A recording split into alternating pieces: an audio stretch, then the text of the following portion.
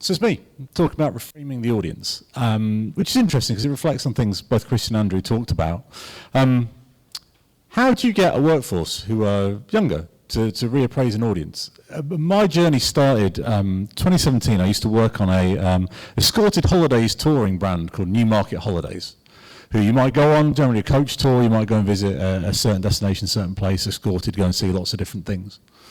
And when I was working on that, I did a lot of research about the older audience, and it's when I first started to get this seed of this dissatisfaction, an audience not being represented, not being shared and talked about in the right way.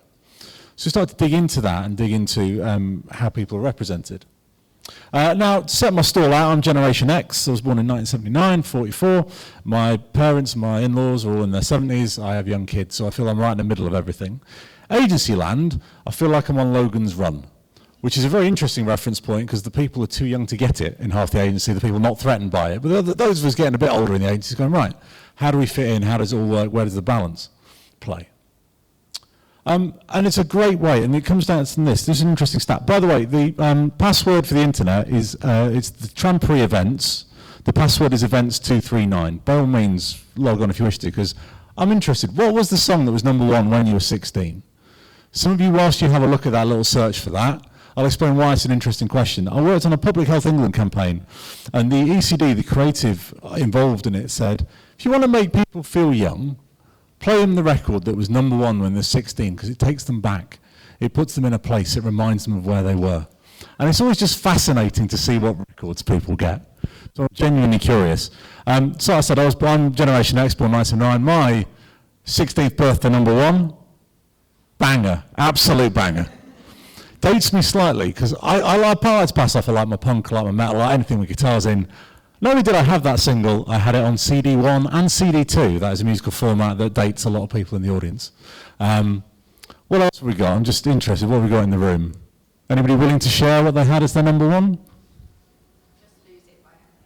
Just Lose It by Eminem. Oh, cool point. It's very nice. What else have we got? California Girls, Katy Perry.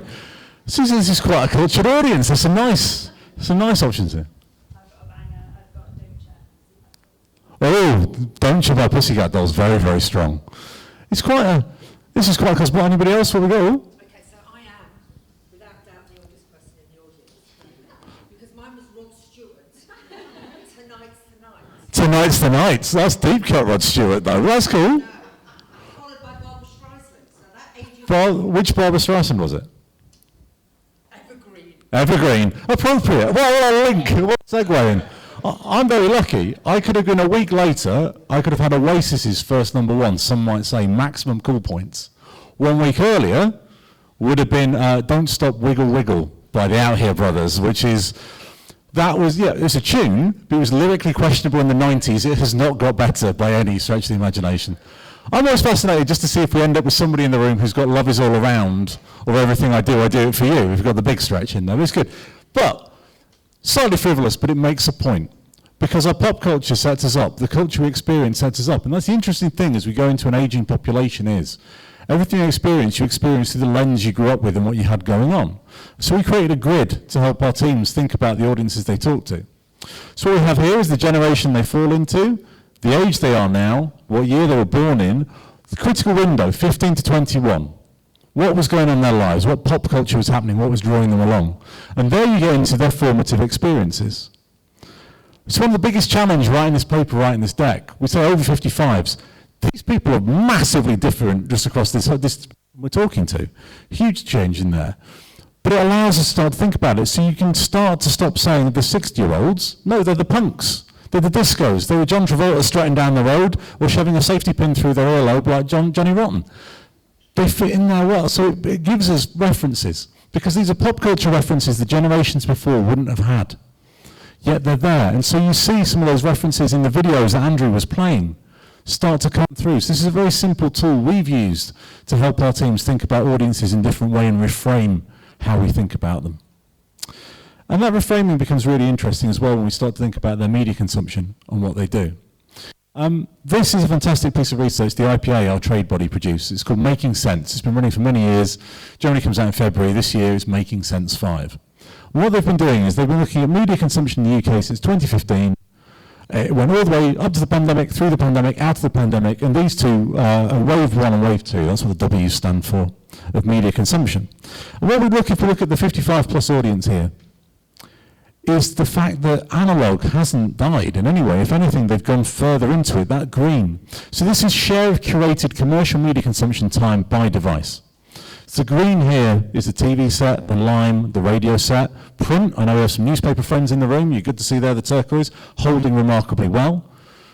What's interesting is the shift for me from laptop PC in the blue, how that's conceded ground to the red of smartphone, and tablet stayed very consistent throughout.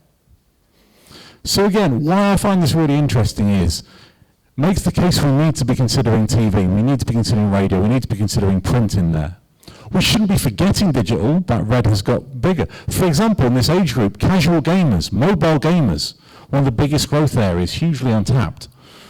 So in everything you hear about today, it's about the balance. It's about the analog with the digital. It's about the brand with the direct response. It's about finding the optimum blend and balance of the two. So that's just looking at the 55 plus over time. Where this gets interesting is where we talk about this missed opportunity, the fact that you can't really do one-size-fits-all planning. It becomes really interesting when you look at the comparison of the different age groups. We have 1634s, 3554s, 55 plus, again, all from the Wave 2 2022 work. You see here the red of smartphone absolutely dominating 1634s, tablets rather small, PC, laptop 14%, but that digitization equates for about 75% of that audience. What's interesting is TV is still very much in the mix at 20% for TV. The TV set still stays up there. 35-54, you see this tremendous balance between the digital and the analog as they go through there. My fellow Generation X is a real sense of balance. And again, the pie chart I showed you on the previous slide, the 55 plus, that increasing dominance of the TV set. So you get really quite different usage of different devices to consume their media. But even when you get into the media they're using in the same way, they're using them in very different ways. What this graph shows is the divergence of usage of different media. So if you're both watching live TV, for example, are you watching the same thing? Well, back in 2015, there's about a 58% correlation and a huge Venn diagram overlap between a 1634 audience and a 55 plus. By Wave 2 2022, it's at the lowest it's ever been, down at 7%. So what it means is they might be using the same media devices, but what they're using it for and what they're consuming on there is very different, only a 7% overlap. Now that 7% gives us a little tiny bullseye. If you want to have a one-size-fits-all, speak to everybody campaign, it's still possible, but you have to be really, really targeted to get there. But what it means is if you want to target different audiences, you have to consider different channels, different ways of working. And that becomes really interesting, a really interesting challenge for us as planners, but also opens up an opportunity. If people are chasing the younger audience, the 1634s, the 75% digitization too hard, they miss out on that opportunity. So don't see what we talk about today as a threat, see it as an opportunity, a window to do something different. So that's the principles. That's how we get our teams to think about channels, that's how we get our teams to think about audiences. How does that come to bear in the work we do? So I want to talk to you about your wills. Leaving things behind when you're gone. Cheery, Old Street, evergreen, but here we go, that's where we are. So I'm 22 years in the industry. It's the last 4 I've diversified my time. I spent about half my time on commercial clients, half my time on charity clients. One of the biggest things, charity was pretty new to me 4 years ago. One of the biggest things I've learned in the last few years is the importance of legacy.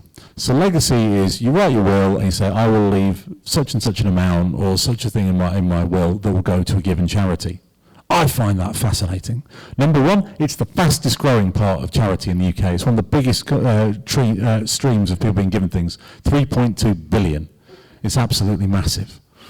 Also, I love what it means in terms of, we talked about brand, we talked about activation.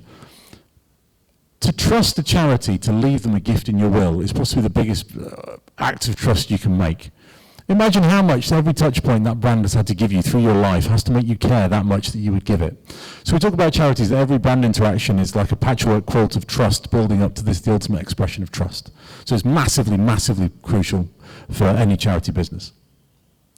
We've had an 18-year relationship with WaterAid, international development charity, working with different country programs around the globe to help them build the infrastructure to have clean water and sanitation in their communities. I think the figure is 7 7.7 billion people still don't have access to clean water in the world, which is a shocking state of affairs in 2023. WaterAid, one of the organisations trying to fix that. One of the biggest challenges they've got is it's overseas, it's miles away. One of the campaigns, for example, we talked about a village called Tomboan, which is in Sierra Leone. It's 4,000 miles away. You look at the news, you know how many things we're trying to deal with on a daily basis at the minute. Cost of living crisis, poverty, climate crisis, defamation this week. All these things we've got to deal with. These are far, far away from where we are today with this sense of what's going on in the world. How do we make it feel closer? How do we make those country programs, those issues they deal with, feel closer? So one of the things we do in their advertising is try and bring the problem to a place where it's relevant, talk about issues that mean things to people, put it on people's own terms so they can feel a connection to communities we do. And we've been very successful at doing this. Why I like the case study I wanted to show you is their recent legacy ad is called What Jack Gave. And I thought it was a brilliant way of framing legacy giving in their world and making it relevant to people now and getting people to reflect. That's very interesting about these older audiences. There's a sense of reflection, a sense of achievement. Yes, you're still learning. Yes, you're still, everybody, life's a great big learning experience every single day. But still, there's time to stop, time to reflect, time to think about what's gone on. So our friends at Don't Panic made this fantastic film called What Jack Gave. And what it does is it's set at a wake. And it has people reflecting on the gifts they've been left by Jack, who's departed.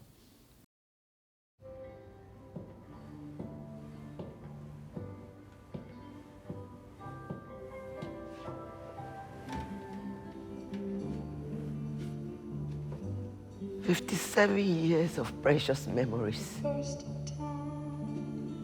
He was wonderful. This was his RAF tie. It reminds me of him. His cologne, he said. He hopes it would help me find a new wife. His first boxing gloves.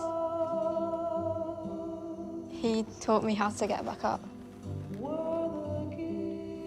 He gave me water. Life.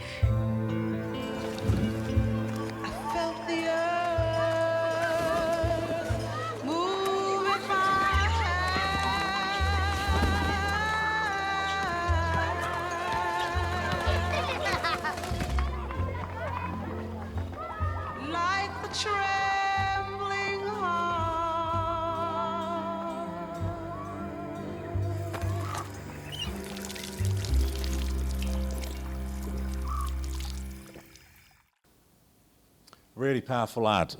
Playing to a lot of the things we talked about there. There's no loneliness in that. There's a real sense of community, belonging, I'm going to forget that word. Lots of different relatives getting on with each other. It's best to just move past, that's what I found. But there's a real sense of where Jack sat, where everything that was in his life sat. And this sense of it doesn't have to be a huge amount he left. We don't talk about the amount of money that was left to WaterAid there, but a sense of what goes beyond you, what goes and sits around after you. Whilst that's quite emotional and there's a sadness to it, there's also a lot of hope, a lot of positivity. Again, in the way we represented the country program we were working with, it's positive. It has agency. We're moving away from those more Live Aid era images of the Global South. And it's very collaborative, and it's just a very optimistic film. So we need to make sure the media match that, and we were using a lot of the thinking you saw there in Making Sense 5. This was a TV-led campaign. There was a 60-second version and a 90-second version. 90-second version we could buy in the traditional direct response daytime TV spots. 60-second allowed us to go into the evening, allowed us to go into those more premium spots. Not tons of them, but allowed us to be seen, to be discussed, to be talked about. And again, we're talking about the role of brand and activation. It allowed us to play in both spaces. There's a slow burn nature to leaving a will. The average person makes their will when they buy a house or has kids. You will probably change that will 5 times in your life. From the final time you change it, there's usually about 7 years until sadly you exit. That's chirpy, but there you go. But it's a long-term thing. It's not a quick turnaround. It's why some charities are slightly nervous about investing in it, because it's a slow rate of return. But you've got to give people a chance to consider. And while they're having that chance to consider, legacy ads also do a fantastic job as the brand. You might watch that, you might not want to make a will, but you have an understanding of what WaterAid stand for, what their mission is, what they're trying to achieve. So actually it's very interesting. We talk about brand advertising having that double shift, that brand effect, but having that also short-term activation impact. We see legacy advertising as playing two ways. It's the longer-term consideration and brand building, but it can also have that activation effect. And that applies, I think, to charities, so it's very good for charities in the room, but also for commercial clients in the room as well, about a lot of the principles of how we engage, how we talk, and how we use the different media channels together. So again, TV led there, but then amplified using digital, getting that incremental reach, taking it out to people. Again, social media very strong, Facebook very strong with this community, so again, opportunities to showcase that video and put it out in front of people. And what I love about it is it delivered in the long and it delivered in the short. We were able to increase their consideration score. Consideration is a really interesting metric. We call it the metric that lifts all, it's the high tide that lifts all ships. It connects awareness through to activation. A really key one to move. After the month we ran the ad, we had the highest legacy consideration score for an overseas development charity. Really, really important. But the short term as well, we drove response from it. So you see the balance of the two things and why we know this was such a successful campaign for us. And that is our media planning into a case study.